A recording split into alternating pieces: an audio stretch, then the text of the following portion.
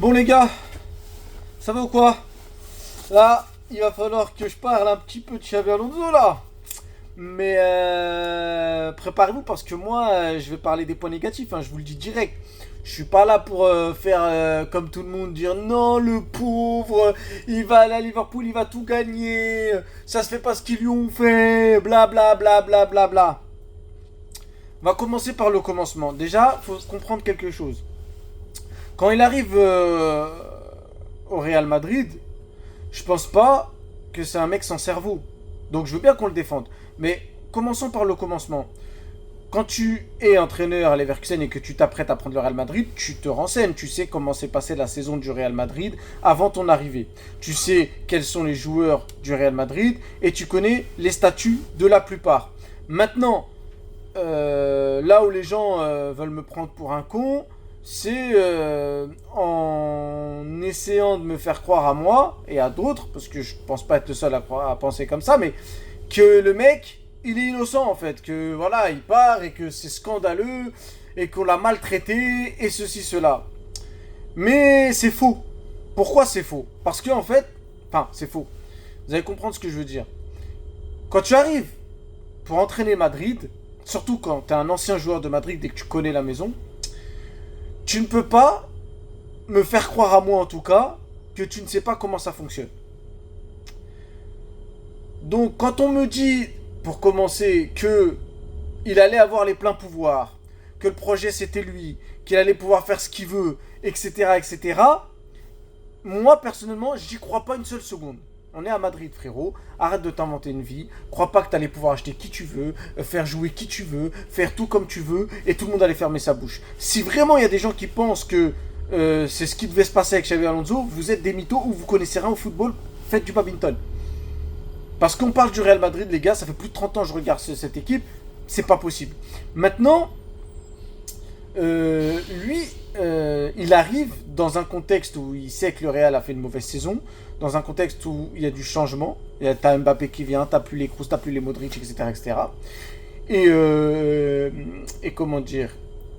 Et tu sais que tu as besoin de joueurs, mais tous les autres coachs avant toi n'en ont pas eu. Enfin, ils en ont eu, mais pas des joueurs du niveau vraiment madrilène, des joueurs finis qui sont là et qui arrivent et qui sont prêts à tout déclater. Non, parce que le Real n'a pas l'argent. Le Real est en train d'investir dans son stade, enfin investit dans son stade et dans tout ce qui est à côté et prépare le départ de leur président, même si c'est pas pour tout de suite. Donc, cette pensée aussi, ça veut dire qu'arriver au Real Madrid en pensant que tu vas avoir l'argent et le libre arbitre en mode tu choisis les joueurs que tu veux, etc., etc., c'est toi qui décides tout ça, ça aussi, s'il a vraiment cru que ça allait se passer comme ça, c'est un bouffon. Et c'est surtout sur cet aspect-là déjà que je mets la faute sur lui. Si t'as été naïf, tu peux pas dire c'est à cause de la direction. La direction, c'est toujours les mêmes. La direction, je trouve pas que la direction a changé entre Ancelotti et Xabi Alonso. Alors, pour le calmer un peu, et ça c'est une spécialité du Real, ils lui ont acheté deux trois joueurs, mais voilà, c'est pas non plus je sais pas qui lui ont acheté, histoire qu'il ait un peu de renfort parce qu'ils savent que voilà, ils ont pris un arrière gauche parce que Marcelo part, ils ont pris un défenseur central parce qu'avec le départ de Nacho et tous les blessés, il fallait un défenseur central. Voilà, et ils ont pris Mastantuono, mais bon, lui, il sert à rien. Mais ce que je veux dire, c'est que ils ont quand même pris un ou deux joueurs qui sont censés être à un bon niveau, mais on a vu que c'était compliqué, mais ça, on va y revenir, pour quand même renforcer l'effectif. Sauf que maintenant, lui, il arrive, il signe son contrat. Première chose qu'il fait, c'est une déclaration en disant que il va redonner les couleurs de Madrid en termes de jeu, de football, va faire kiffer les fans, etc., etc. Premièrement, ça, tu te mets une pression tout seul. Pas dire, c'est pas les autres qui ont dit ça. T'as parlé ensuite de méritocratie, tu te mets une pression tout seul, encore une fois. Florentino Pérez n'est pas venu à dire, enfin, en tout cas, je pense pas, qu'il ait dit à ce mec-là de dire ça à la presse, de dire oui, nous, on va jouer à la méritocratie, tout ça. Tu te mets des bâtons dans les roues. Parce que si tu t'en sors pas et que tu ne suis pas ton dialogue pour X ou X raison, c'est toi qui vas en pâtir, c'est pas les autres. Ça veut dire, ça va être bien beau de dire oui, mais la sélection ne laisse pas faire, mais c'est tes mots. Tu dois savoir que la sélection va pas te laisser faire. Donc quand tu emploies des mots, fais gaffe. Ensuite, il y a eu le fait de vouloir se mettre les quelques gros joueurs à dos, en commençant, on va commencer par Vini parce que c'est par là que ça a commencé. Le problème, c'est que frérot, tu viens d'arriver. t'as le mondial des clubs, tu viens d'arriver. Et on apprend que dans ton idée, un mec qui a la gastro et qui a la diarrhée pendant 2 ans allait revenir de sa maladie et que c'est Vinicius que tu allais mettre sur le banc alors que tu es un jeune joueur de 20 piges qui tombe du ciel parce que à la base il est là certes et il joue chez les jeunes, mais c'est toi qui as décidé de le mettre titulaire à ce moment-là. Tu ne peux pas expliquer aux gens, en tout cas c'est sorti dans la presse, que c'était Vini que tu allais mettre sur le banc. Tu ne peux pas t'attaquer à des gros statuts sans raison. Parce que même s'il fait une mauvaise saison avant, malgré ses stats, parmi les meilleurs stats de tous les ailiers réunis du monde, même s'il fait une mauvaise saison avant, tu ne peux pas t'y attaquer. Et pour répondre à ceux qui vont me sortir l'argument de Eto'o c'est pas pareil au Barça. Quand Pep Guardiola arrive, Pep Guardiola il n'est pas aussi con. Pep Guardiola il se dit quoi? Il dit clairement que lui il imagine un autre attaquant et un autre milieu en parlant de Yaya Touré. Mais les mecs sont titulaires indiscutables avec lui. Ça veut dire qu'il les met sur le banc pendant la préparation, mais la préparation on s'en tape. Le mondial des clubs c'est un trophée. Lui, c'est les matchs amicaux. Mais dès qu'il l'a fait rentrer et que le mec a planté, c'était fini, il n'y avait plus de débat. Eto'o a fait titulaire toute la saison. Il l'a quand même vendu parce qu'il avait sa vision du football. Mais il l'a utilisé jusqu'à la dernière miette de ce joueur-là. Parce qu'il savait que ce joueur-là allait le faire gagner. Lui, par rapport à Vini, même si c'est sorti qu'après le Classico, mais moi je m'en doutais un peu qu'il y avait des problèmes. T'as pas besoin d'avoir bac plus 10 pour savoir ça.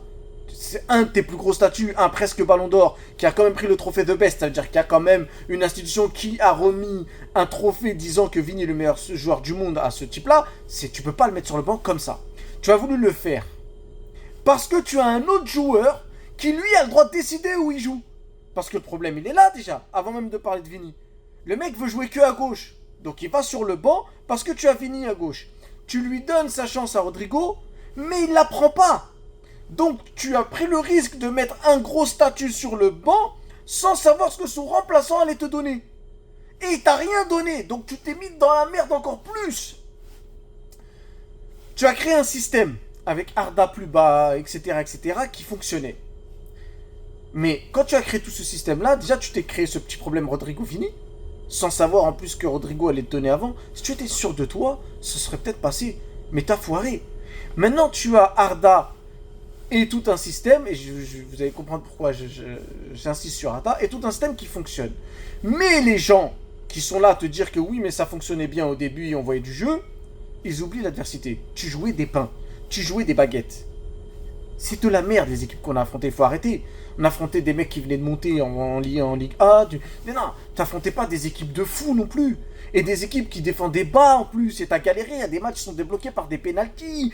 C'est pas ton jeu qui fait que t'as gagné, il faut arrêter de se mentir.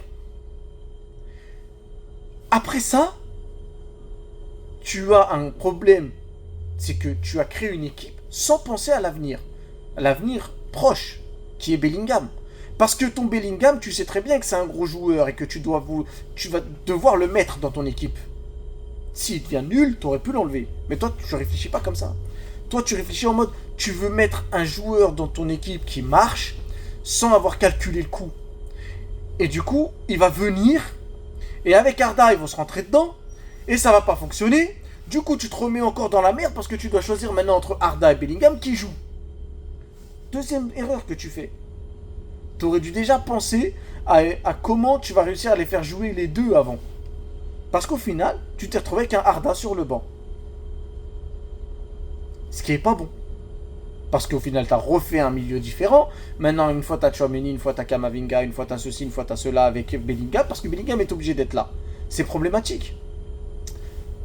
Tu t'es créé un problème, comme je disais au début de l'année, avec Rodrigo Vini. Sauf que maintenant, Rodrigo joue à droite. Ça veut dire que non seulement tu t'es créé un problème avec Vini dès le début, pour qu'au final, ton problème, il sert à rien, et que le joueur qui te pose un problème et que tu voulais mettre en concurrence avec Vini, tu le mets à droite parce qu'en vrai, de vrai, c'est un titulaire de base, mais il devait jouer à droite. C'est juste toi, t'as voulu rentrer dans un délire où le joueur décide qu'il veut jouer à gauche, et tu suis en le mettant sur le banc et en créant une concurrence. Pour rien. Parce qu'au final, il a joué à droite et maintenant il est bon à droite, comme par hasard. Donc ça veut dire que tu aurais pu t'éviter cette connerie-là. Maintenant, beaucoup de choses ne sont sorties qu'après ton remplacement de Vini au Classico. Une erreur que tu fais aussi. Pourquoi tu sors Vini au Classico? Ça te servait à quoi de te mettre encore des bâtons dans les roues? Parce qu'il défend pas? Et alors, frère? Et alors, frère?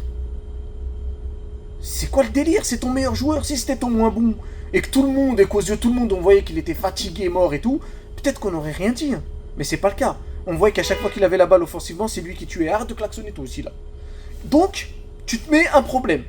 Et ce problème-là, vu que Vini l'a mal pris, ça a sorti tous les problèmes du Real Madrid. Donc maintenant, tout ce qu'on voyait pas, même qu'on sentait un peu, parce que quand tu sais que Vini va aller sur le banc, etc., tu sais que c'est pas normal. Faut être fou pour dire que c'est normal. Tu sais que c'est pas normal. Donc une fois que tu as sorti Vini du Classico, c'est là que tu as tout lancé. Tu as lancé la machine qui t'attaque. Tu t'es mis un bâton dans les roues. Dès le début avec tes déclarations de oui, méritocratie, je sais pas quoi. Tu t'es mis un deuxième bâton dans les roues. C'est même plus un bâton, c'est une batte de baseball dans les roues quand Bellingham est revenu. C'est-à-dire que tu as créé un problème avec Vini. Tu ramènes Bellingham, tu crées un problème avec Arda, qui t'a promis le ciel, la terre, tout ce que tu veux. Derrière, tout est un peu caché, même si les gens s'en doutaient. Mais derrière, tu sors Vini dans un classico où Vini revient en forme. Mais là, c'est même plus une batte que tu t'es mis dans les roues, là. Là, tu vois les vélos, là? T'as mis un tronc d'arbre dans la roue, frère. T'as pété la jante, t'as pété le pneu, t'as pété la chambre à air, t'étais mort dans le film. T'es mort dans le film. T'as sorti Vini au classico, t'es mort dans le film. Parce qu'il était bon. C'est surtout ça le problème. Donc en fait, Vini et même le club apparemment se sont posé des questions, ont vu l'acharnement. Parce que c'est de l'acharnement, frérot. Si ton joueur, tu le mets en concurrence dès le début, si derrière, ton remplaçant ne te donne pas satisfaction, et si derrière, quand ton joueur que tu voulais mettre en concurrence avec des autres est bon, et que tu lui renvoies pas l'ascenseur en le sortant, c'est mort. Là, on reprend la saison, ça fait pas mal de matchs que Vini, c'est pareil, tu le sors tout le temps à la 75e. Et là, tu fais l'erreur de le sortir à la 75e durant un classico, sachant que tu sais que tu es déjà en suspens. Là, tu tiens à un bout de ficelle. Déchiré, le bout de ficelle. Avec un seul nœud, donc t'es cuit. Tu vas mourir, frérot.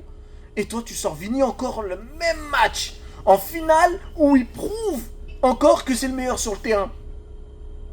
Alors, je vais pas dire que c'est ça le déclic. Parce qu'entre temps, on a vu que ça s'arrangeait avec les joueurs un petit peu, apparemment.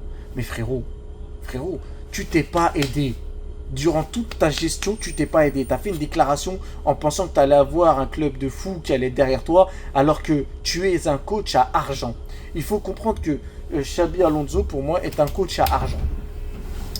Et bon, je vais encore devoir arrêter la vidéo puisqu'il y a des élèves. Salut.